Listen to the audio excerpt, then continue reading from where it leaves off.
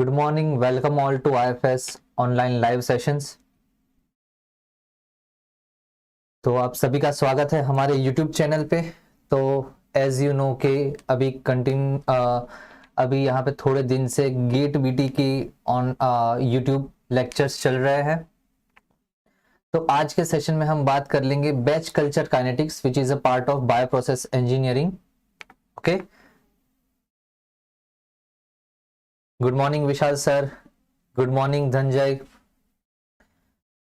आज के सेशन में हम बात कर लेंगे बैच कल्चर काइनेटिक्स। तो आपको पता है microbial growth kinetics in batch culture, in continuous culture as well as in fed batch culture, तीनों बहुत ही इंपॉर्टेंट है from the examination point of view. Okay, good morning Vilasita, good morning Rishabh sir, good morning Vikram, Ram. ये तीनों culture जो kinetics है वो बहुत ही इंपॉर्टेंट है from the examination point of view, जिससे मोस्टली न्यूमेरिकल्स पूछते हैं और कभी कभी थियोरेटिकल पार्ट भी पूछ लेते हैं। तो ये तीन को आपको स्किप नहीं करना है। बैच कल्चर, खास करके कंटिन्यूअस कल्चर का chemostat and then fed batch culture. Okay, और वो तीनों इजी भी है। Starting from the batch culture, good morning Pallavi, Ekta. Starting from the batch culture, ये सबसे इजी है।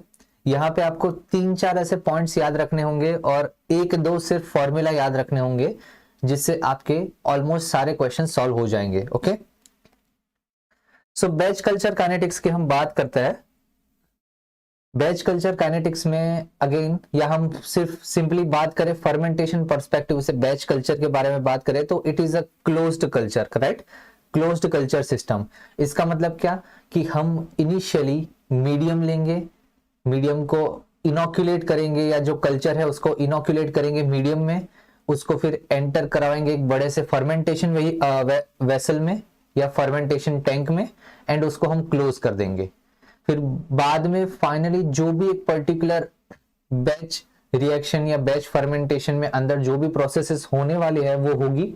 माइक्रोब्स जो है वो अपना काम करेंगे, वो सबस्ट्रेट को कंज्यूम करेंगे, सबस्ट्रेट को कंज्यूम करने के बाद वो फाइनली प्रोडक्ट बनाएंगे, एंड वही product at the end of the batch culture हमें मिलेगा, राइट? तो यहाँ पे एक क्लोज्ड सिस्टम है। गुड मॉर्निंग सीमा, आर.के. Bishnoi, good morning. क्या है, क्यों है? ओके, यहाँ पे जैसे कि हम बात कर रहे थे बैच कल्चर क्लोज्ड सिस्टम है, बट अगर उसके अंदर हम पर्टिकुलर माइक्रोब के पर्सपेक्टिव से देखें तो माइक्रोब ग्रो कैसे होता है या उसका ग्रोथ काइनेटिक्स कैसे होता है वो हमें जानना है। सेम चीज आती है continuous culture as well as fed batch culture में। ओके, तो आज के सेशन में हम बैच कल्चर के बारे में जान लेंगे और बैच कल्चर में या फर्मेंटेशन के टाइम क्या क्या चीजें होती है, थोड़ा बहुत काइनेटिक्स एंड थोड़ा बहुत थियरी हम जान लेंगे। Okay, so again it is very easy. अगर एक बार आपको ये पता चल गया तो फिर उसके ऊपर न्यूमेरिकल्स करना बहुत ही आसान है। तो आपको अगर मैं ग्रोथ काइनेटिक्स के बारे में पहले बोलूं या सिंपल ग्रोथ कर्व के बारे में बोलूं तो आपको पता ही होगा कि एक माइक्रोब का ग्रोथ कर्व या एक बैक्टीरिया का ग्रोथ कर्व क्या रहता है, करेक्ट? ग्रोथ कर्व क्या रहता है एक बैक्टीरिया का, जिसमें कौन कौन से फेजेस रहेंगे?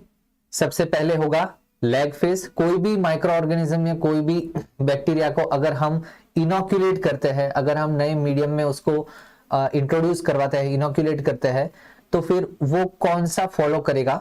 सबसे पहले होगा लैग फेज, फिर उसके बाद आएगा लॉग फेज, फिर उसके बाद आएगा stationery phase and finally death phase, correct? Good morning Manjit. तो ये 4 फेज है और ये चारों फेज के पर्सपेक्टिव से ही हम देखेंगे, राइट?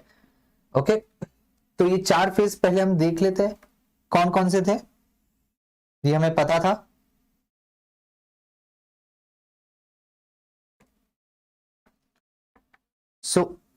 एक रहेगा lag phase, then comes log phase, stationary phase and finally the we can say death phase या फिर declining phase, correct? Yes, correct Manjit. तो यहाँ पे जो पर्टिकुलर पोर्शन है, कौन कौन सा, this is the lag phase, this will be log phase या एक्सपोनेंशियल फेज जिसको हम बोलते हैं। फिर एक आता है पर्टिकुलर पोर्शन जहां पे डिसेलरेशन होगा, ग्रोथ का जो एक्सेलरेशन होता था लॉग फेज में अभी वो डिसेलरेशन होगा। फिर उसके बाद आएगा stationery phase and finally the decline या फिर डेथ फेज, राइट। तो यही चारों फेज के बारे में हम बात कर लेंगे और उसका थोड़ा हम काइनेटिक्स भी देख लेंगे। फाइन, सो लैग फेज से हम स्टार्ट करते हैं जहां पे एज सच कोई काइनेटिक्स नहीं होती है, बट हमें मेनली उसकी थियरी पता होनी चाहिए कि लैग फेज होता भी क्यों है। ओके, लैग फेज होता क्यों है वो भी हमें पता होना चाहिए। तो हम बात कर लेते हैं सबसे पहले लैग फेज की। ओके, सो लैग फेज की अगर हम बात करें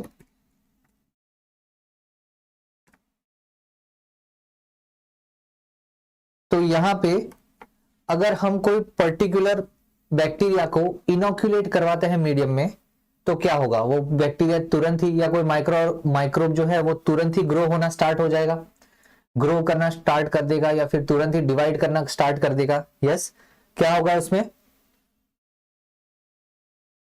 good morning DK, good morning science and technology, good morning Sejal. क्या होगा उसमें? अगर कोई माइक्रो ऑर्गेनिज्म को हमने एक नए मीडियम में हमने इंट्रोड्यूस करवाया, इनोक्यूलेट करवाया, जो कि हम इस केस में बिकॉज यहाँ पे बैच कल्चर की बात कर रहे हैं, तो हम क्या करेंगे, एक माइक्रो ऑर्गेनिज्म को एक अप्रोप्रिएट सबस्ट्रेट में या मीडिया में हम ऐड करेंगे और फिर उसको हम एक पर्टिकुलर टैंक या फर्मेंटेशन वेसल में हम उसको ऐड करेंगे एंड फाइनली वो वेसल को क्लोज कर देंगे, गिविंग अप्रोप्रिएट टेम्परेचर, पीएच जो भी हो गया, right, and also appropriate aeration and agitation. तो यहां पे स्टार्टिंग में क्या होगा, स्टार्टिंग में क्या होगा, एक एडेप्टेशन यहां पे आएगा, करेक्ट, एक एडेप्टेशन वाला फेज आएगा। अब ये जो पर्टिकुलर बैक्टीरिया के लिए भी ये एनवायरमेंट है, नया है, तो यहां पे हम बोल सकते हैं, बहुत ही रफली हम बोल सकते हैं कि भाई उसको एडेप्ट करना होगा, कि वो बैक्टीरिया या माइक्रो ऑर्गेनिज्म को एक नए एनवायरमेंट या नए मीडिया में उसको एडेप्ट करना होगा। बट एक्चुअली सेल के अंदर क्या क्या प्रोसेसेस होती है वो भी हमें पता होनी चाहिए। सेल के अंदर लैग फेज के टाइम क्या क्या प्रोसेसेस होती है वो भी हमें पता होनी चाहिए। सो लैग फेज क्या है? It occurs immediately after inoculation. It is the period of adaptation, correct, it is the period of adaptation. Yes, preparation phase, correct, Ram, yes, correct, DK, correct। तो यहां पे सेल के अंदर क्या क्या चीजें होगी? It is the period of adaptation, but यहां पे क्या सेल के अंदर क्या क्या होगा, क्योंकि हमें वो सेल से काम करवाना है, हमें सेल से हमें प्रोडक्ट ऑब्टेन करना है, करेक्ट। तो हमें उसको एक अच्छे से मीडियम में डालना है, बट वो मीडियम में अडेप्ट होने के लिए टाइम लगता है। तो यहां पे यूजुअली न्यू एंजाइम्स बनेंगे, न्यू एंजाइम्स आर सिंथेसाइज्ड, कि जो मेटाबॉलिकली यूज करे वो मीडिया को, जो भी कार्बन सोर्स हो गया, नाइट्रोजन सोर्स हो गया, उसको वो यूज करे वो मीडिया को। So new enzymes are synthesized, right. उसके अलावा क्या होगा लैग फेज में? सम एंजाइम्स आर रिप्रेस्ड, कुछ एंजाइम्स ऐसे कि जिसकी जरूरत नहीं है, तो फिर उसको हमें क्यों यहां पे सिंथेसाइज करवाना है, राइट। तो therefore adaptation to new environment, adaptation to new environmental conditions, okay, right. उसके अलावा क्या होगा लैग फेज में? चलो नए एंजाइम्स बन गए, कुछ ऐसे एंजाइम्स है कि वो रिप्रेस हो गए, बट उसके अलावा क्या होगा लैग फेज में? Yes, can anyone tell? Correct Ram, very good. Cell mass growth होगा बट सेल नंबर का इंक्रीज नहीं होगा। यस, सेल मास का ग्रोथ हो सकता है बट सेल नंबर का इंक्रीज नहीं होगा। सेल मास ग्रोथ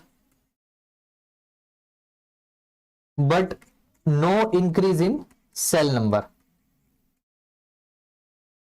ठीक है, सो ये लैग फेज में होता है।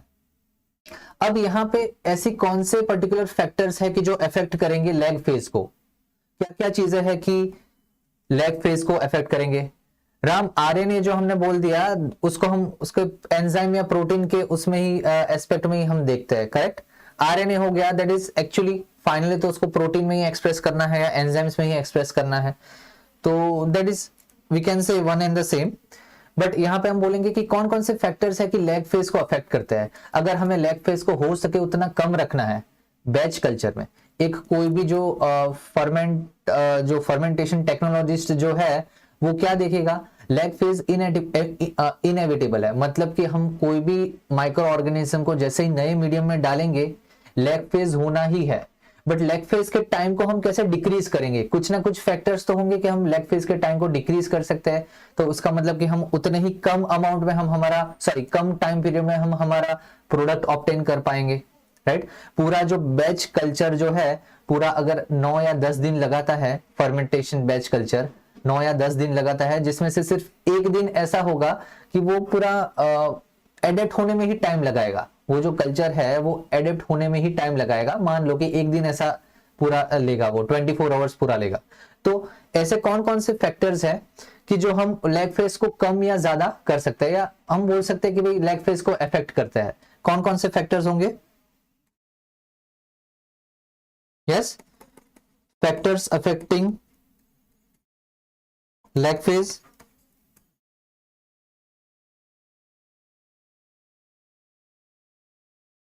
क्या रहेंगे?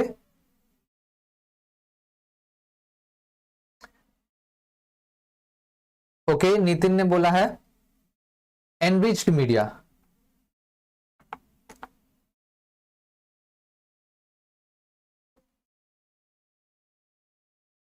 ओके, एनरिच्ड मीडिया की यहां पे हम बात करें तो नितिन आपका ऐसा सही है, बट अगर हम उसको और उसमें देखें या और उसको हम प्रिसाइसली बोले तो the concentration of the nutrients as well as the we can say the concentration और the composition of the growth factors in media वो एक्चुअली अफेक्ट करता है, करेक्ट। एनरिच्ड मीडिया में द कॉन्सेंट्रेशन ऑफ न्यूट्रिएंट्स या फिर growth factor that affects the media.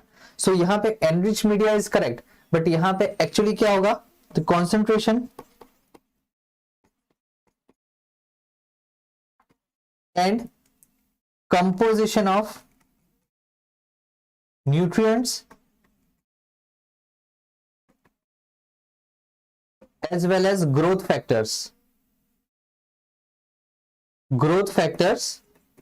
in media।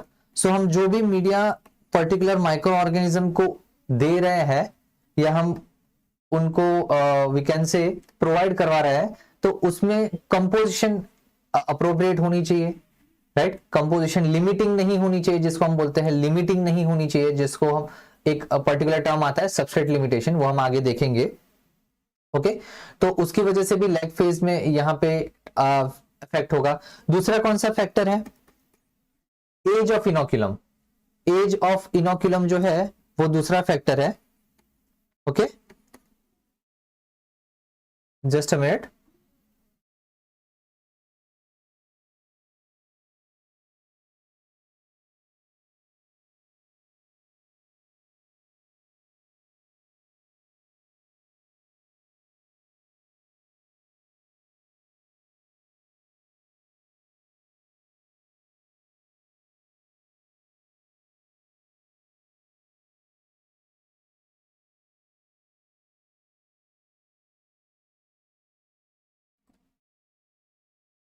Okay, sorry for interruption. Yes, so I was saying second factor क्या है, age of inoculum.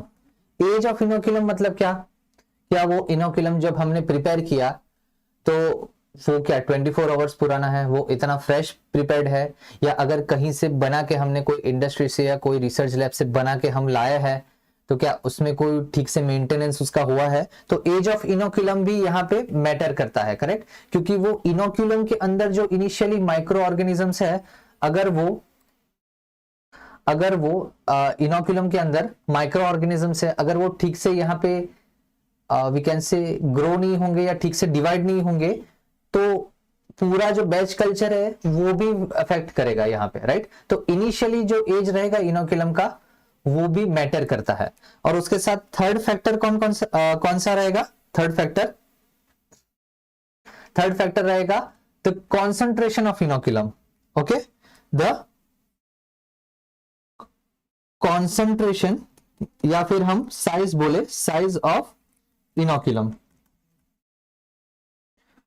अगर initially हमने बहुत ही 100 and thousands of litres of batch culture का vessel हमने जो लिया, अगर उसमें हमने इनिशियली सिर्फ थोड़ा ही अमाउंट का ऐड किया, राइट, थोड़ा ही अमाउंट का, मान लो कि हमने अप्रोप्रिएट बैक्टीरियल ग्रोथ के लिए या अप्रोप्रिएट माइक्रोबियल ग्रोथ के लिए 10 ग्राम पर लीटर के हिसाब से हमें ऐड करना था, we can say in the microbial batch culture vessel, वहां पे हमें 10 ग्राम पर लीटर के हिसाब से ऐड करना था, बट उसकी जगह हमने सिर्फ ऐड किया 2 ग्राम पर लीटर के हिसाब से। ओके, तो उसकी वजह से क्या होगा, यहाँ पे again substrate limited particular condition आ जाएगी, और सबस्ट्रेट लिमिटेड कंडीशन आने की वजह से क्या हो जाएगा, यहाँ पे अगेन इफेक्ट होगा, या लैग फेज है वो और ज्यादा एक्सटेंड हो जाएगा, राइट। तो लैग फेज के लिए कौन कौन से फैक्टर्स रहेंगे? एक तो उसका कंपोजिशन हो जाएगा, उसके अलावा एज ऑफ इनोक्यूलम होगा, और उसके अलावा वी कैन से कॉन्सेंट्रेशन या साइज ऑफ इनोक्यूलम, वो भी यहाँ पे मैटर करता है, राइट। उसके साथ साथ अगर हम बात करें तो एक और पर्टिकुलर फेनोमेनन होता है, अगर मान लो कि वो मीडिया में एक से ज्यादा कार्बन सोर्स है, तो क्या होगा? Can anyone tell me? अगर मीडिया में एक से ज्यादा कार्बन सोर्स होंगे, एक तो चलो ग्लूकोज कार्बन सोर्स हमने ले लिया, और दूसरा हमने शायद गैलेक्टोज या लैक्टोज ले लिया कार्बन सोर्स, तो उसकी वजह से क्या हमें देखने को मिलेगा? उसके ग्रोथ जो पैटर्न है या ग्रोथ कर्व है, उसमें हमें क्या एक पर्टिकुलर कैरेक्टरिस्टिक देखने को मिलेगी? यस, कैन एनीवन टेल मी?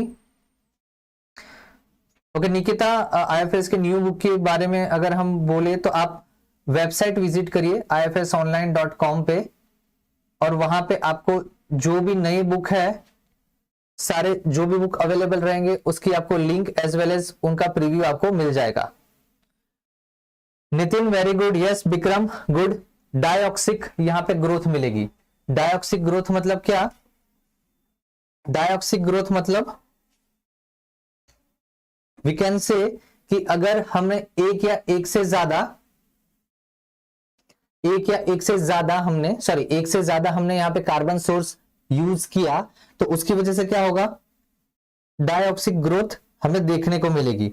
तो उसमें वो एक्चुअली क्या करता है, माइक्रो ऑर्गेनिज्म पहला जो कार्बन सोर्स है उसको वो यूज अप कर लेगा, वो यूज अप करने के बाद सेकंड कार्बन सोर्स के लिए उसको नए एंजाइम्स बनाने पड़ेंगे, नए वापस उसको वी कैन से सिंथेसिस करना पड़ेगा, राइट, और बाकी सारे एंजाइम्स को रिप्रेस करना पड़ेगा। तो यहाँ पे हमें मल्टीपल या वी कैन से 2 लैग फेजेस हमें मिलेंगे। ओके, अगर 2 कार्बन सोर्स रहेंगे तो हमें 2 लैग फेजेस मिलेंगे। तो अगर मान लो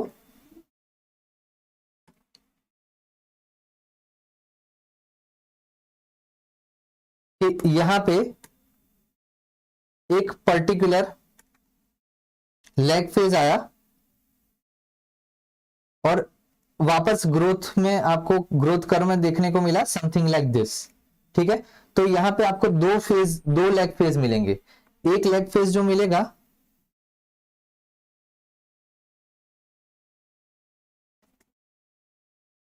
वहां पे वो एक कार्बन सोर्स के लिए एडेप्ट हो रहा है, करेक्ट, और दूसरा जो लैग फेज मिलेगा आपको, दूसरा आपको जो लैग फेज मिलेगा वो कैसा होगा?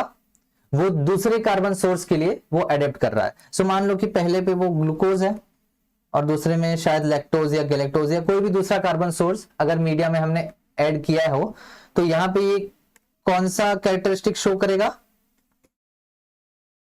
Diauxic growth, right, diauxic characteristic show करेगा। फाइन, सो आपको डायऑक्सिक के बारे में पता चल गया। तो लैग फेज में ये इतनी चीजें आपको पता होनी चाहिए। अब लैग फेज के बाद हम आते हैं लॉग फेज या एक्सपोनेंशियल फेज में। तो once a particular microorganisms get acclimatised और we can say adapt to the new medium, फिर वो रैपिडली डिवाइड करने लगेगा, रैपिडली डिवाइड करने लगेगा। दैट विल बी लॉग या फिर एक्सपोनेंशियल फेज। ओके, लॉग और we can say exponential phase. So यहां पे पर्टिकुलर थोड़ा हम काइनेटिक्स के बारे में इसमें यहां पे बात कर लेंगे कि एक्चुअली यहां पे ग्रोथ कैसे होती है और वो ग्रोथ के कैलकुलेट हम कैसे करते हैं। ओके, सो लॉग या एक्सपोनेंशियल फेज की अगर हम बात करें, सो पहले क्या होता था, पहले मास लैग फेज में क्या हो रहा था, मास इंक्रीज हो रहा था, नंबर इंक्रीज नहीं हो रहा था। लॉग फेज में क्या होगा, अब वो अडेप्ट हो गया है माइक्रो ऑर्गेनिज्म, तो अभी लॉग फेज में वो द नंबर ऑफ माइक्रोब्स, जिसको हम बोलेंगे biomass concentration, correct, biomass concentration is the appropriate word. Biomass concentration will increase rapidly in this phase, right? और यहां पे जो पर्टिकुलर उसके कैरेक्टरिस्टिक की बात करें तो ये जो इंक्रीज है, this increase, the increase in biomass concentration is, the increase in biomass concentration is proportional to the we can say proportional to the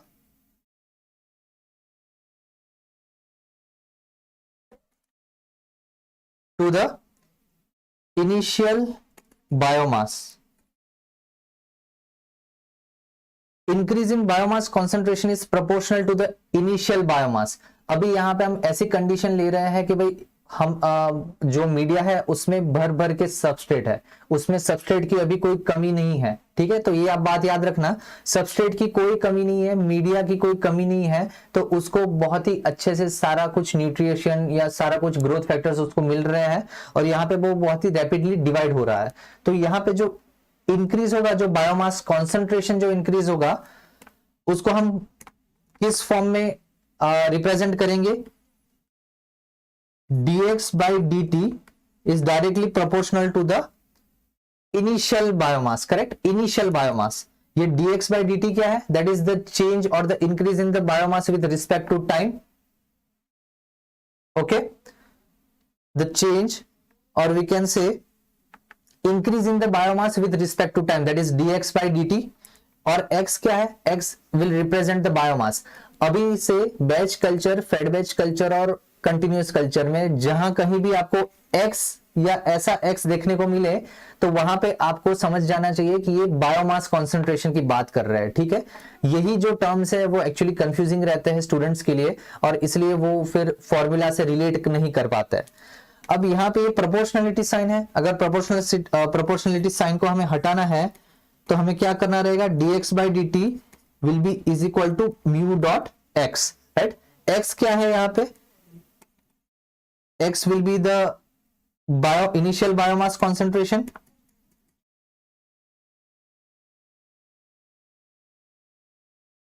okay,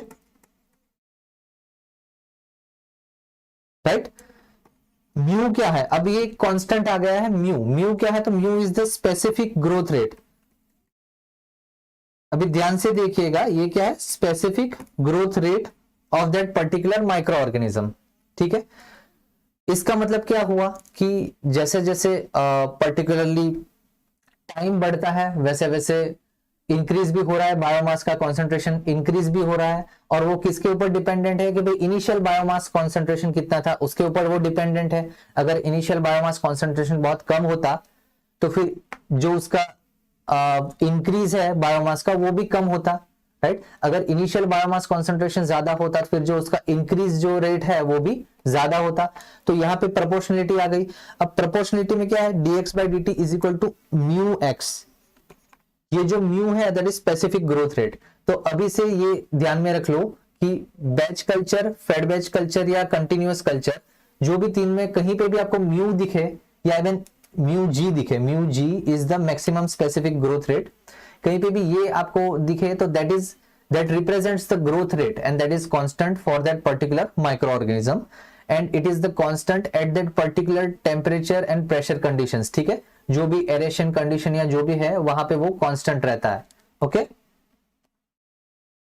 अब ये जो पर्टिकुलर, इसको हम इक्वेशन नंबर दे देते हैं। अब ये जो इक्वेशन नंबर 1 है, इक्वेशन नंबर 1 को अगर हम इंटीग्रेट करें, इक्वेशन नंबर 1 को अगर हम इंटीग्रेट करें तो क्या होगा, तो क्या होगा, इंटीग्रेट करें इक्वेशन नंबर 1 को,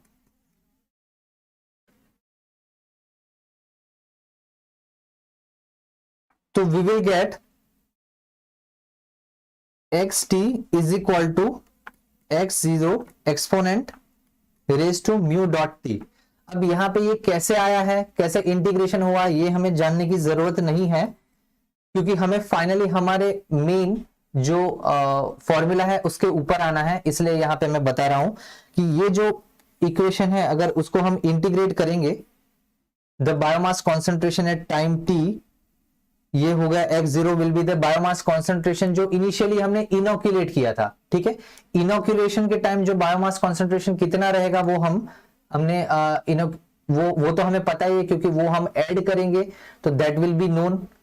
और फिर एट टाइम टी, 2 घंटे बाद, 5 घंटे बाद, 7 घंटे बाद, अगर ये कितना एक्सपोनेंशियल फेज में है, वो कितना बायोमास कॉन्सेंट्रेशन बता रहा है, वो हमें ये इक्वेशन से पता लगेगा। अब यही इक्वेशन को अगर हम नेचुरल लॉग लेंगे, राइट, यही इक्वेशन को अगर हम नेचुरल लॉग लेंगे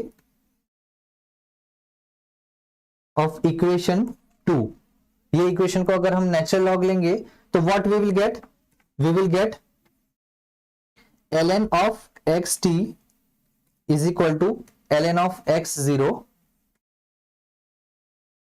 प्लस म्यू टी। ठीक है, यहां पे हमारा मेन जो फॉर्मूला है वो आ गया है। ये जो फॉर्मूला है ln of xt is equal to ln of x0 plus mu T. अब ये किसके जैसा दिख रहा है, ये एक लाइन इक्वेशन जैसा दिख रहा है। अगर आप फॉलो कर रहे हो कि एक लाइन इक्वेशन जैसा दिख रहा है, लाइन का इक्वेशन क्या होता है, y is equal to mx plus c is line equation, correct, yes, line equation होगा y is equal to mx plus c। तो यहां पे अगर इसको हम लाइन इक्वेशन के फॉर्म में अगर हम रखते हैं तो यहां पे क्या होगा, ln x बाई टी और ln xt जो रहेगा, sorry natural log of xt जो रहेगा वो हम y एक्सिस पे हम प्लॉट करेंगे। ये जो पर्टिकुलर t है वो हम x एक्सिस पे प्लॉट करेंगे। तो स्लोप क्या हो जाएगा, स्लोप हो जाएगा म्यू, स्लोप हमारा हो जाएगा म्यू। ओके, ठीक है, तो इसको अगर हम यहां पे ऐसे देखना चाहे तो we will get something like this.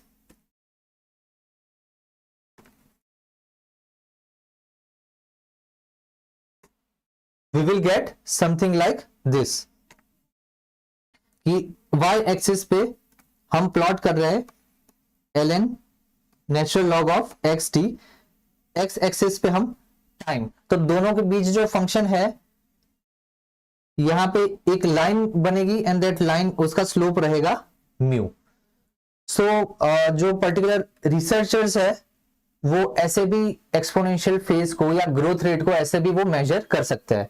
आपको पता चल गया ये जो स्लोप है that will B actually giving the value of growth rate, correct. तो इसको प्रैक्टिकली हम ग्रोथ रेट को कैसे पता लगाएंगे, तो बाय दिस मेथड कि हमने इतने टाइम बाद हमने ये कल्चर को लिया है, हमने वो कल्चर का पर्टिकुलर बायोमास कॉन्सेंट्रेशन देख लिया, इनिशियल जो कल्चर था उसका बायोमास कॉन्सेंट्रेशन देख लिया, हमने उसको प्लॉट कर लिया और फाइनली हमें उसका म्यू मतलब कि उसका स्पेसिफिक ग्रोथ रेट मिल गया। ठीक है, सो यहां पे ये जो पर्टिकुलर म्यू का जो कैलकुलेशन है वो ऐसे होता है। अब आप ये जो इक्वेशन 3 है इसको हम रीअरेंज करते हैं। इक्वेशन 3 को अगर हम रीअरेंज करें आप देखो ये इक्वेशन 3 कैसा है, natural log of X T, मतलब के जो biomass concentration at time T, and natural log of X zero will be biomass concentration, sorry initial biomass concentration, ठीक है, जो इनोक्यूलेट करने के टाइम। तो अगर उसको हम रीअरेंज करें तो we will get something like this,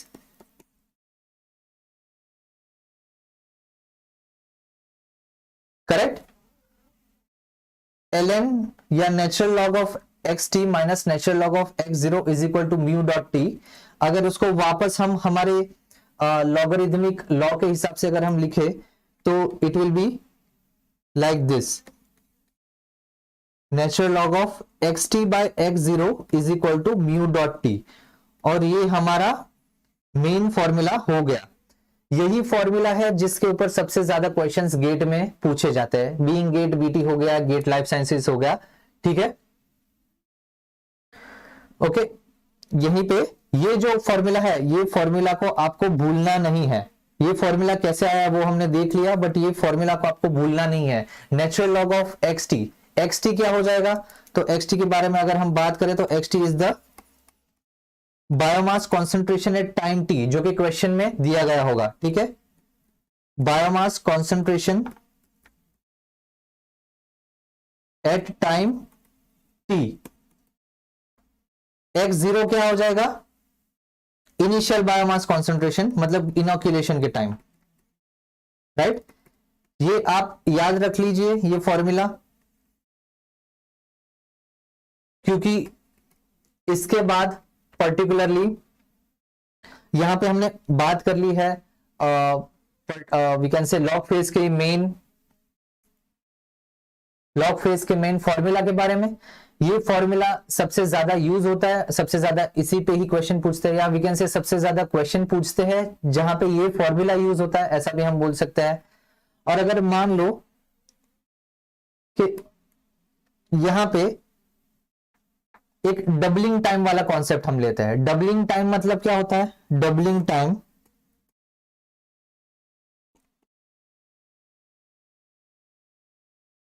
time taken for a biomass to be doubled, okay, time taken for a biomass to be doubled. या इसका मतलब क्या हुआ कि अगर इनिशियली वो 1 ग्राम पर लीटर का उसका कॉन्सेंट्रेशन होगा कोई बायोमास का, और 1 ग्राम पर लीटर से अगर वो 2 ग्राम पर लीटर पहुंच जाएगा तो वो उसका डबलिंग टाइम हो गया, ठीक है। Time taken for a biomass to be doubled, इसको हम बोलेंगे डबलिंग टाइम। इसका मतलब क्या हुआ, अगर हमें डबलिंग टाइम देखना है, जिसको हम टाउ डी से रिप्रेजेंट करते हैं, टाउ डी से हम डबलिंग टाइम अगर रिप्रेजेंट करें, तो फिर बायोमास जो एक्सटी है, एक्सटी वो क्या हो जाएगा, X T will be twice X zero. Yes, all of you are following. X T जो है biomass concentration at time T will be twice of the biomass concentration at time zero, या हम बोले initial biomass concentration, correct. Yes, तो यहां पे क्या हो जाएगा, xt will be twice of x0, yes, okay. तो अब यही सेम चीज को हम वापस ऊपर वाला जो फॉर्मूला है उसमें हम ऐड करते हैं। अगर ऊपर वाले फॉर्मूला में हम ऐड करें तो क्या हो जाएगा, xt by x0 will be 2, xt by x0 will be 2, okay okay, good Nitin, आप फॉलो कर रहे हो, अच्छा है। अब यही सेम चीज को हम, ये वाला जो फॉर्मूला है अगर उसमें हम रखे टाउ डी कर देते हैं, ठीक है, टाउ डी मतलब डबलिंग टाइम, और हमें पता है X T by X zero क्या है, वो हो गया 2, तो natural log of 2 will be mu dot tau D मतलब doubling time, time taken for a biomass to be doubled, okay, उसका जो पॉपुलेशन है वो डबल हो जाएगा, या we can say concentration increase हो जाए, डबल हो जाएगा। नेचुरल लॉग ऑफ 2 क्या है, इट विल बी 0.69301 समथिंग, ठीक है, तो 0.693 is equal to mu dot tau D, and therefore 0.693 by mu will be the doubling time. तो ये भी एक फॉर्मूला है जो कि आपको पता ही होगा, डबलिंग टाइम का जो फॉर्मूला है। तो ये जो दोनों फॉर्मूला है, equation number 4 as well as equation number 5, ये मैक्सिमम पूछे जाते हैं। ठीक है, तो ये सेशन के बाद हमारे IFS ऑनलाइन चैनल पे ifsonline.com वो वेबसाइट आप विजिट करिए, वहां पे कॉन्टेस्ट एक्टिवेट हो चुका है। तो आज का जो सेशन रहेगा उसके सेशन के बेसिस पे जो भी क्वेश्चंस रहेंगे उसको आपको सॉल्व करने रहेंगे। तो आपका जो कॉन्सेप्ट है वो एक बार सही, मतलब वो पूरा ही कॉन्सेप्ट आपका रिवाइज हो जाएगा, पूरा ही कॉन्सेप्ट में आप परफेक्ट हो जाओगे। और वही कॉन्टेस्ट को हम शाम 5 बजे डिस्कस करेंगे। ठीक है, तो यहाँ पे हमने एक्सपोनेंशियल फेज में क्या देखा, हमने एक्सपोनेंशियल फेज में एक तो हमने देखा कि भाई कैसे वो पर्टिकुलर फॉर्मूला आता है, फॉर्मूला जो कि सबसे ज्यादा पूछा जाता है। और दूसरा हमने क्या देखा कि डबलिंग टाइम कैसे आता है। ठीक है, doubling time is just the time कि जहां पे कंसंट्रेशन डबल हो जाए। ओके, सो आप ये सेशन अभी तो हम एक्सपोनेंशियल फेज पे पहुंचे, अभी हम स्टेशनरी फेज पे आप आएंगे। बट यहां पे मैं I am we can say taking a break from the technical thing to tell you about our book and that is life science book. यहाँ पे हमने जो सॉर्टेड एंड सॉल्व्ड क्वेश्चन है NTA CSIR UGC GRF NET जो भी questions है सारे के सारे सॉर्टेड क्वेश्चंस हमने टॉपिक वाइज यहाँ पे ये बुक में दिए गए हैं। और इसी बुक का लिंक आपको कमेंट बॉक्स में भी मिल जाएगा। आज का जो कॉन्टेस्ट है वो कॉन्टेस्ट के जब आप कॉन्टेस्ट जो आप दोगे उसका भी लिंक आपको कमेंट बॉक्स में मिल जाएगा। ठीक है, तो ये जो बुक है आपके लिए बहुत ही हेल्पफुल है क्योंकि सारे के सारे ईयर वाइज सॉर्टेड क्वेश्चंस रहेंगे इसमें, टॉपिक वाइज सॉर्टेड क्वेश्चंस रहेंगे इसमें। ओके, एंड अगर आपको सिर्फ स्पेसिफिक टॉपिक, इनफैक्ट टॉपिक भी नहीं सब टॉपिक वाइज भी रहेंगे कि अगर आपको बायोकेमिस्ट्री में सिर्फ आपको ग्लाइकोलाइसिस या उसका ही देखना है तो आपको उसके पर्टिकुलर सेक्शन से सारे प्रीवियस ईयर्स के सॉर्टेड क्वेश्चंस मिल जाएंगे। अगर आपको सेल बायोलॉजी सिर्फ साइटोस्केलेटन का ही देखना है तो उसको आपको वो भी आपको पर्टिकुलरली मिल जाएगा, या प्रोटीन सॉर्टिंग का देखना है तो उसके आपको मिल जाएंगे। तो यहाँ पे सारे कुछ topic wise sorted as well as previous years के सारे क्वेश्चंस है। तो आप ये बुक की जो लिंक है आपको मिल जाएगी, आप ifsonline.com पे भी विजिट कर सकते हो एंड आपको ये बुक बहुत ही handy as well as useful रहेगी। ठीक है, अब हम कंटिन्यू करते हैं। एक्सपोनेंशियल फेज आपने फॉलो कर लिया, एक्सपोनेंशियल फेज के बाद हम पहुंचते हैं स्टेशनरी फेज पे। ठीक है, तो हमने यहां पे देख लिया भाई एक्सपोनेंशियल फेज जो है, एक्सपोनेंशियल फेज क्या होगा, वहां पे हमने कैलकुलेट किया एक्सपोनेंशियल फेज में कि भाई ऐसे ग्रोथ होता है या ऐसे पर्टिकुलर इनिशियल हमने इतना दिया है, इनोकुलम में हमने इतना ऐड किया है कॉन्सेंट्रेशन, तो फिर फाइनली एट द एंड या at time T what will be the concentration, ये हमें पता चल जाएगा। अब हम आते हैं third phase and that is deceleration as well as we can say the stationary phase. Okay, stationary phase की अगर हम बात करें तो स्टेशनरी फेज में क्या होगा, yes can anyone tell me what will be the conditions in the stationary phase. विलासिता बुक का नाम है sorted and solved NTA CSIR UGC questions for life sciences. ठीक है, तो आपके लिए ये बुक बहुत ही बेनिफिशियल रहेगी।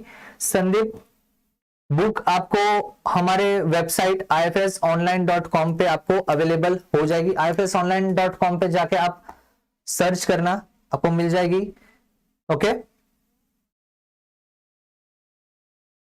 फाइन, तो हम बढ़ते हैं आगे, स्टेशनरी फेज के बारे में हम बात करते हैं। तो स्टेशनरी फेज में अभी जो ग्रोथ हो रहा था एक्सपोनेंशियल ग्रोथ वो धीरे धीरे कम हो रहा है। So yes can anyone tell me कि ये क्यों कम हो रहा है? यस ओके, आशीष कुमार ने बोल दिया है म्यू इज इक्वल टू 0। चलो बढ़िया है, इसमें सारा कुछ आ गया। ओके ओके, नितिन ने बोला है live cells will be equal to dead cells. Yes that is also correct, mu is equal to 0 is correct. तो यहां पे हमने एक ही सेंटेंस में एक ही फेज में बोल दिया, राइट। तो बट हमें यहाँ पे थोड़ा थियोरेटिकली भी देखना है कि भाई क्यों होता है। ओके क्यों होता क्यों है, चलो म्यू इज इक्वल टू 0 क्यों होता है, चलो बोलो आशीष। ओके, नितिन ने बोला है nutrients are already used. Pooja ने बोला है cell adjust the environment. Pooja, cell ने तो ऑलरेडी एनवायरमेंट एडजस्ट कर लिया, एनवायरमेंट से एडजस्ट कर लिया है, तभी जाके वो एक्सपोनेंशियल फेज में आया। आप डायऑक्सिक ग्रोथ जो है उसके साथ कंफ्यूज मत करिएगा। ओके, डायऑक्सिक तो मैंने सिर्फ एक एक्सेप्शनल या एक अलग सा स्पेशल केस बताया कि अगर हमने मीडिया में 2 कार्बन सोर्स अलग अलग डाले हो तो। Yes Vikram, correct, limiting substrate. और दूसरा क्या हो जाएगा? ओके विलासिता, हम डिस्क्रिप्शन में भी लिंक शेयर कर देंगे। ओके, डिस्क्रिप्शन में भी हम लिंक शेयर कर देंगे। Fine.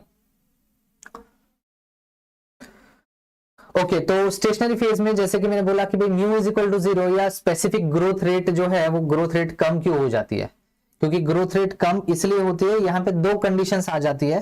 First will be substrate limitation, substrate धीरे धीरे खत्म हो गया। अगर हमने एक पर्टिकुलर मीडिया में या मीडिया का जो भी कंपोजिशन है उसमें हमने इनिशियली इतना कॉन्सेंट्रेशन डाला है या इतना अमाउंट हमने डाला है, वो एक्सपोनेंशियल ग्रोथ के टाइम बहुत ही रैपिडली यूज करेगा। माइक्रो ऑर्गेनिज्म रैपिडली यूज करेगा तो कोई एक तो टाइम आएगा, क्योंकि हमने क्लोज्ड कर दिया, वो क्लोज सिस्टम है, करेक्ट। तो हम कुछ एक्स्ट्रा ऐड नहीं कर रहे, एक बार जो हमने ऐड किया वो किया और एक्स्ट्रा ऐड नहीं कर रहे। Yes Ashish Kumar, exactly 2 conditions रहेंगी, that will be substrate limitation and toxin limitation. So यहां पे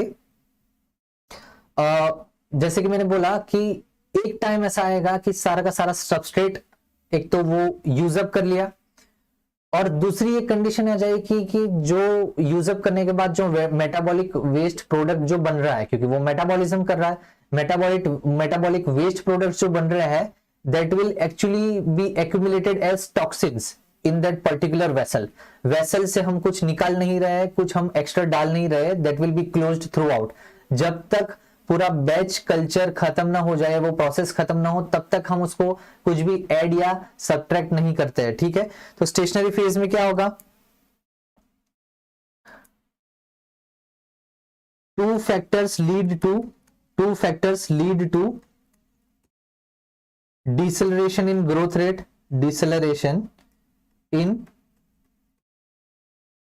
rate, राइट। कौन कौन सा रहेगा? एक तो होगा सबस्ट्रेट लिमिटेशन, एक हो जाएगा सबस्ट्रेट लिमिटेशन, ओके। और सबस्ट्रेट लिमिटेशन में क्या होगा? one or more essential nutrient is depleted, ये हो गया सबस्ट्रेट लिमिटेशन, यूजअप कर लिया, अब एक्स्ट्रा उसके पास नहीं बचा है। और सेकंड क्या है? टॉक्सिन लिमिटेशन मतलब क्या? Accumulation of the waste byproducts, accumulation of the waste byproducts, okay, this will be toxin limitation। तो अभी यहां पे क्या कोई बैक्टीरिया कुछ स्टेशनरी फेज को ओवरकम करने के लिए कुछ कर सकता है क्या? स्टेशनरी फेज आ रहा है, अभी उसके पास कुछ सबस्ट्रेट नहीं बचा है, उसके पास जिंदा रहने के लिए कुछ नहीं बचा है, तो वो क्या करेगा? अगर उसके पास जिंदा रहने के लिए कुछ नहीं बचा है तो वो क्या कुछ ना कुछ सेकेंडरी या टर्शरी कुछ ना कुछ वो ट्राई करेगा, वी कैन से जुगाड़ करने का कोई ट्राई करेगा क्या? Yes, can anyone tell? अगर उसके पास सबस्ट्रेट नहीं बचा है और एक नेचुरल इंस्टिंक्ट होती है, करेक्ट भाई, उसको और ज्यादा डिवाइड करना है और ग्रो करना है और ज्यादा उसको जिंदा रहना है, तो उसके लिए वो क्या ट्राई करेगा? तो एक आता है कि स्टेशनरी फेज में it will perform cryptic growth,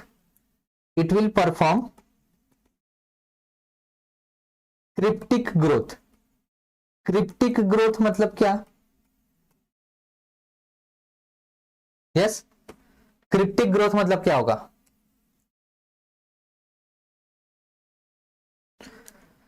so cryptic growth is actually Vikram वो सेकेंडरी मेटाबोलाइट्स में हम आएंगे। सो क्रिप्टिक ग्रोथ मतलब क्या, कि जो ऑलरेडी डेड सेल्स है वो ऑलरेडी डेड सेल्स को यूज अप वो करता है एज अ रिसाइकलिंग एजेंट। जो लिविंग सेल्स है वो डेड सेल्स को यूज करेंगे एज अ रिसाइकलिंग एजेंट, मतलब कि यहाँ पे वो कैनिबलिज्म भी ट्राई करता है। ठीक है, यहाँ पे वो क्या करता है, कैनिबलिज्म भी ट्राई करता है। So the content of dead cells, जो कंटेंट रहेगा डेड सेल्स का, the content of dead cells will be used up by okay fine, ये मैं used up by the living cells, इसको हम बोलेंगे क्रिप्टिक ग्रोथ। तो यहां पे एक ट्राई करता है कि शायद उसको एक और मौका मिल जाए, और ज्यादा उसको मे बी मिल जाए। फिर उसके बाद एक और वो ट्राई करता है और उसको हम बोलेंगे एंडोजीनियस मेटाबॉलिज्म। एंडोजीनियस मेटाबॉलिज्म क्या, अब अगर हम बीइंग यूकैरियोट्स, यहां पे हम क्या करता है, यहां पे हम हमारा जो ग्लाइकोजन स्टोरेज है वो हम यूज करेंगे। प्लांट्स अपना स्टार्च स्टोरेज जो रहता है वो यूज अप करता है ड्यूरिंग एडवर्स कंडीशंस या ड्यूरिंग हंगर या स्टार्विंग कंडीशंस, करेक्ट। तो यहाँ पे बैक्टीरिया भी या माइक्रो ऑर्गेनिजम्स भी ये एक तरीका अपनाते हैं, and that is known as endogenous metabolism, sorry endogenous catabolism. ठीक है, या हम एंडोजीनियस मेटाबॉलिज्म भी बोल सकते हैं। तो इसमें क्या होगा, using up of internal cellular reserves, using up of internal cellular reserves, खुद के जो उसने रिजर्व यहां पे स्टोर करके रखे हैं वो भी वो यूज करेंगे through endogenous metabolism, right. Okay, internal cellular reserves for building up and using as energy. ठीक है, ये हो गया एंडोजीनियस मेटाबॉलिज्म। तो ये दो ट्राई करता है वो, और कभी कभी इसलिए जब आप एक परफेक्ट हम सकते हैं कि एक प्रैक्टिकल जब आप ग्रोथ कर देखते हो बैच कल्चर में, तो वो क्या होगा, जब आप प्रैक्टिकल ग्रोथ कर देखते हो तो लैग फेज से लॉग अप में आएगा, लॉग से स्टेशनरी, और स्टेशनरी में भी वो it will actually show like this. ठीक है, तो जब आप प्रैक्टिकली जब आप बैच में या वेसल में जब आप ग्रोथ कल्चर का कैरेक्टरिस्टिक कर देखते हो तो it will be something like this, कि लैग में आएगा, लैग में जैसे स्टेशनरी में आएगा तो स्टेशनरी में भी वो थोड़ा फ्लक्चुएट होगा, ऐसे सीधा स्टेशनरी नहीं होगा, फ्लक्चुएट होगा, क्योंकि यहां पे वो ट्राई कर रहा है, जिंदा रहने के लिए ट्राई कर रहा है। ओके, अब यहां पे एक्चुअली होगा क्या, दूसरी चीजें स्टेशनरी फेज में, एक तो होगा प्रोडक्शन ऑफ सेकेंडरी मेटाबोलाइट्स, जो हमें चाहिए, जो हमारे काम का है वो ये हमें स्टेशनरी फेज में मिलेगा, प्रोडक्शन ऑफ सेकेंडरी मेटाबोलाइट्स। उसके एग्जांपल दे सकते हो कोई सेकेंडरी मेटाबोलाइट्स के, are enhanced in this phase. Secondary metabolites growth related नहीं है, वो नॉन ग्रोथ रिलेटेड है। ग्रोथ रिलेटेड जो भी बायोमोलिक्यूल्स है वो एक्सपोनेंशियल फेज में बन जाते रहेंगे, बट स्टेशनरी फेज में नॉन ग्रोथ रिलेटेड जो रहेंगे वो बनेंगे। ठीक है, सो नॉन ग्रोथ रिलेटेड रहेंगे। So what are the examples of secondary metabolites? Okay Vikram, correct, antibiotic होगा, yes. Anything else? Antibiotic usually रहता है, हॉर्मोन्स भी कोई रहता है particular, yes correct. Nitin, Dipankar, correct, non growth related है, और वो होंगे एंटीबायोटिक्स, हॉर्मोन्स, कोई पर्टिकुलर दूसरे भी चीजें रहेंगी, यस करेक्ट, अल्कलॉइड्स। ओके, अगर हम प्लांट सेल से अगर लेंगे तो भी अल्कलॉइड्स भी होते हैं, but anyways it is also the part of particular batch culture process. ठीक है, तो यहाँ पे नॉन ग्रोथ रिलेटेड रहेंगे। यहाँ पे अब होता क्या है, स्टेशनरी फेज, अब ये तो हमें एक स्ट्रेट लाइन दिखती है, राइट, एक स्ट्रेट लाइन दिख रही है, स्ट्रेट और नॉन ग्रोइंग लाइन हम बोल सकते हैं, नॉन डायनामिक लाइन जो है वो हमें दिख रही है। तो वहां पे होगा क्या, जो ग्रोथ रेट है वो 0 रहेगी, या फिर हम बोल सकते हैं कि net growth rate is in equilibrium. Net growth rate मतलब क्या, कि जितना ग्रो हो रहा है उतना ही सेल्स मर भी रहा है, जितना जो ग्रो हो रहा है उतना मर रहा है, तो यहां पे अगेन इक्विलिब्रियम में रहेगा। ठीक है, सो यहां पे हमने जो बात कर ली दैट वाज स्टेशनरी फेज। अब स्टेशनरी फेज में अगर हम बात करें पर्टिकुलर लॉस ऑफ सेल्यूलर मास की, अगर मान लो कि एंडोजीनियस मेटाबॉलिज्म किया है और लॉस ऑफ सेल्यूलर मास हो रहा है, so loss of cellular mass due to endogenous metabolism, क्योंकि वो अपना इंटरनल सेल्यूलर रिजर्व है वो कम कर रहा है, मतलब जो ओवरऑल सेल्यूलर मास कम हो जाएगा, एंडोजीनियस मेटाबॉलिज्म। तो वो हम कैसे रिप्रेजेंट करेंगे, तो वो हम रिप्रेजेंट करेंगे dx by D T is equal to minus K D dot X. अब आप देखो इनिशियली क्या था, इनिशियली म्यू एक्स था, एक्सपोनेंशियल के टाइम आप रिलेट करो, एक्सपोनेंशियल के टाइम क्या था, म्यू एक्स था, यहां पे डिक्रीज हो रहा है और ये माइनस साइन क्या बता रही है, negative sign. Negative sign indicates decrease in cell biomass. Okay, negative sign क्या होगा, indicates decrease in cell biomass, मतलब कि जो उसका पर्टिकुलर स्लोप रहेगा वो एक्चुअली डिक्रीजिंग होगा, नॉट इंक्रीजिंग। पहले हमने म्यू के टाइम देखा था, म्यू स्पेसिफिक ग्रोथ रेट तो वो इंक्रीज हो रहा था, यहां पे एक स्पेसिफिक डेथ रेट आएगा वो डिक्रीज होगा। ठीक है, और यहां पे जो ग्रोथ लिंक प्रोडक्ट की अगर हम बात करें कि अगर प्रोडक्ट फॉर्म हो रहा है तो फॉर्मेशन ऑफ प्रोडक्ट उसको हम कैसे देख सकते हैं या कैसे हम उसको मेजर कर सकते हैं। Formation of product is described as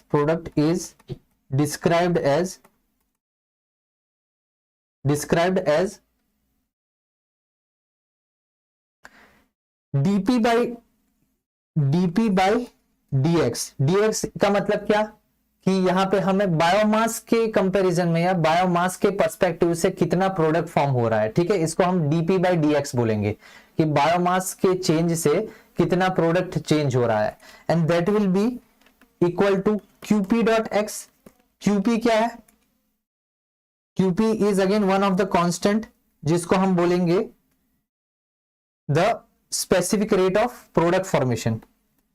specific rate of product formation उसको हम क्यूपी बोलेंगे। ठीक है, प्रोडक्ट फॉर्मेशन, राइट।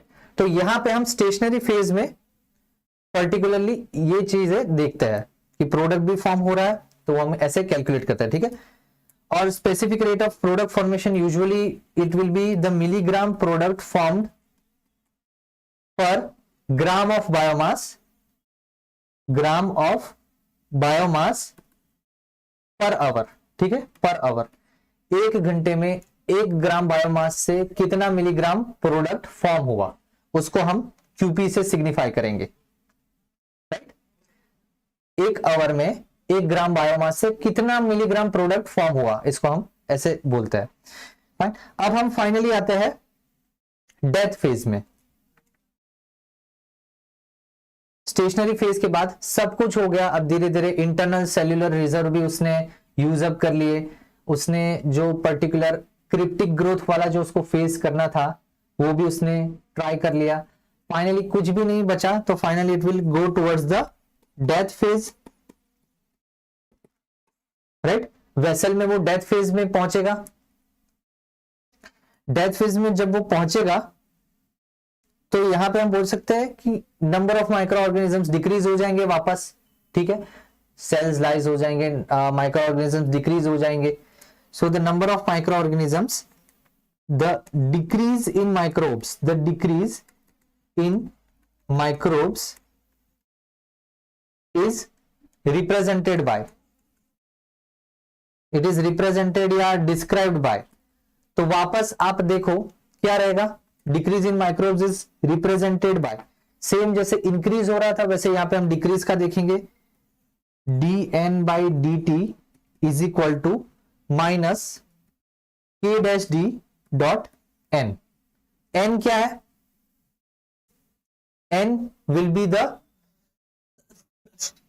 n क्या है, just can anyone tell me, dn by dt क्या है और n क्या है, n will be the final, right. इसको हम कैसे लिख सकते हैं, फाइनल नंबर, इसको हम ऐसे भी लिख सकते हैं, अगर इसको हम इंटीग्रेट करें तो हम ऐसे भी लिख सकते हैं n s dot e raise to minus K D dot T. N S मतलब सॉरी एन एस नहीं, N zero, N zero dot E raise to minus K D dot T. जो इनिशियली हमने एक्सपोनेंशियल फेज में जो हमने use किया था वही हम डेथ फेज में भी देख रहे हैं, वही सेम अप्रोच लगा रहा है। तो अभी मुझे बताओ यहां पे स्लोप क्या रहेगा। अभी आपने एक्सपोनेंशियल फेज में देख लिया कि भाई स्लोप क्या है, हमने जो डिराइव किया था फॉर्मूला, तो यहां पे स्लोप क्या होगा, yes anyone tell me, slope of the graph, slope of the graph plotted against, graph plotted against natural log of n versus t, natural log of n versus t। ये जो अगर हमने ये ग्राफ अगर हमने बनाया तो उसका स्लोप क्या रहेगा, यस ओके, विक्रम ने बोला है minus K D and that is absolutely correct, yes very good Vikram. तो उनका रहेगा minus K D will be the slope, और माइनस है इसका मतलब क्या, डिक्रीज हो रहा है नंबर, इंक्रीज नहीं हो रहा है, डिक्रीज हो रहा है नंबर। इसका मतलब ये हुआ कि अगर हम यहां पे पर्टिकुलरली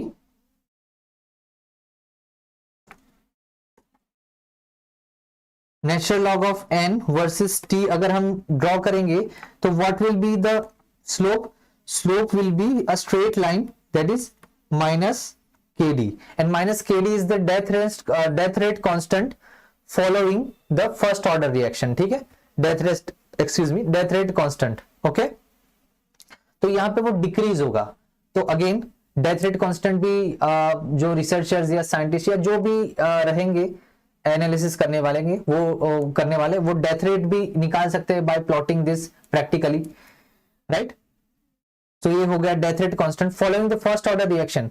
जो इंक्रीज हो रहा था वो भी फर्स्ट ऑर्डर रिएक्शन ही था, मतलब कि सिर्फ वो एक ही उस पे सबस्ट्रेट पे वो वी कैन से कि वो डिपेंड कर रहा था, डिक्रीज भी वैसा ही है, राइट। सो यहां पे हमने जो बात की ओवरऑल चारों फेज के बारे में हमने बात की कि जो चारों फेज में कंडीशंस क्या क्या होंगी। तो अभी आप ये सेशन के बाद हम ऑलमोस्ट ये सेशन को एंड करेंगे, और ये सेशन के बाद आप ifsonline.com पे जाके जो कॉन्टेस्ट है वो कॉन्टेस्ट दीजिए, वो एक्टिवेट हो गई है उसकी लिंक।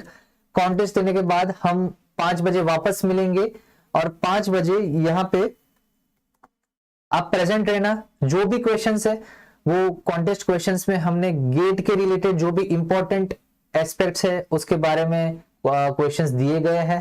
तो आपको अगर वो क्वेश्चंस आ गए तो दैट मींस आपका बैच कल्चर हो गया, राइट, आपका बैच कल्चर पूरा हो गया। तो आप वो क्वेश्चंस करिए, आप ये फॉर्मूला देखिए, सेशन में जो भी फॉर्मूला मैंने दिए गए हैं वो फॉर्मूला को आप ध्यान से देखिए कि क्या कहना चाहता है म्यू, क्या कहना चाहता है। फिर हम बोल सकते हैं कि X T, natural log of X T या natural log of X zero क्या कहना चाहता है। Fine, so after this session go and attend the contest. 10 questions रहेंगे, और वही कॉन्टेस्ट को हम शाम को 5 बजे वापस मिलते हैं, और 5 बजे हम डिस्कस करेंगे उसी क्वेश्चंस को, so that you will be able to understand कि अच्छा ये जो पर्टिकुलर क्वेश्चंस जो है जो कि पूछे गए थे प्रीवियस ईयर्स के गेट के बीटी या इवन गेट के लाइफ साइंसेस में भी कोई क्वेश्चंस रहेंगे तो आप सॉल्व कर पाओ, राइट। सो आई होप आपके लिए ये जो सेशन है वो फ्रूटफुल रहा होगा, और अगर आपको ये सेशन अच्छा लगा तो लाइक करिए वीडियो को, अपने फ्रेंड्स के साथ शेयर करिए, आपका एक कॉन्सेप्ट बढ़िया से बन जाएगा। एंड इफ टाइम परमिट्स तो हम कंटिन्यूस कल्चर भी बाद में देखेंगे। कीमोस्टेट जो बहुत ही इंपॉर्टेंट है, हर साल गेट बीटी में ये क्वेश्चन पूछता ही है कीमोस्टेट का, और वो कीमोस्टेट को हमें बहुत ही अच्छे से हम देखेंगे इफ टाइम परमिट्स। ओके, तो कंटिन्यूस कल्चर में हम उसके बारे में भी बात कर लेंगे। So for now that's all from my side and thank you for your patient listening. See you at 5 p.m.